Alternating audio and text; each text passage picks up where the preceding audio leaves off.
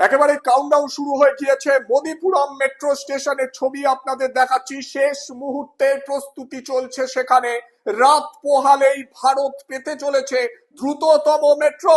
প্রধানমন্ত্রী নরেন্দ্র মোদীর হাত ধরে এবার উত্তরপ্রদেশের মেরঠে ছুটবে দ্রুততম মেট্রো।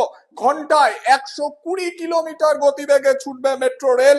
মেট্রো রুটের দক্ষিণ থেকে মোদিপুরম পর্যন্ত 21 কিলোমিটার পথ মাত্র 30 মিনিটে পার করবে মেট্রো রেল, এমনটাই জানা যাচ্ছে। 3 কোচের স্টেনলেস স্টিলের কামরা, ছবি দেখুন। মাত্র 3 কোচের কোচ থাকবে মেট্রো রেলে।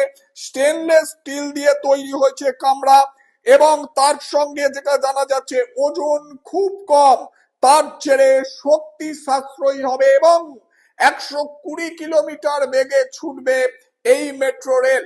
মাত্র 3টি কোচ, কিন্তু যাত্রী নিতে পারবে কত জানেন? 173টা আসন রয়েছে মেট্রো রেলের ভেতর, এবং 700 জন যাত্রী নিয়ে ছুটতে পারবে এই মেট্রো রেল। রাত পোহালেই প্রধানমন্ত্রী নরেন্দ্র মোদীর হাত ধরে শুভ সূচনা হবে দেশের দ্রুততম মেট্রো রেলের।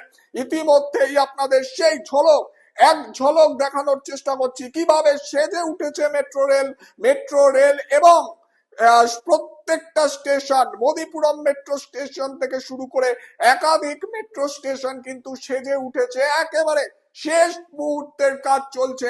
রাত পোহালেই প্রধানমন্ত্রী নরেন্দ্র মোদীর হাত ধরে দেশ পেতে চলেছে দ্রুততম মেট্রো।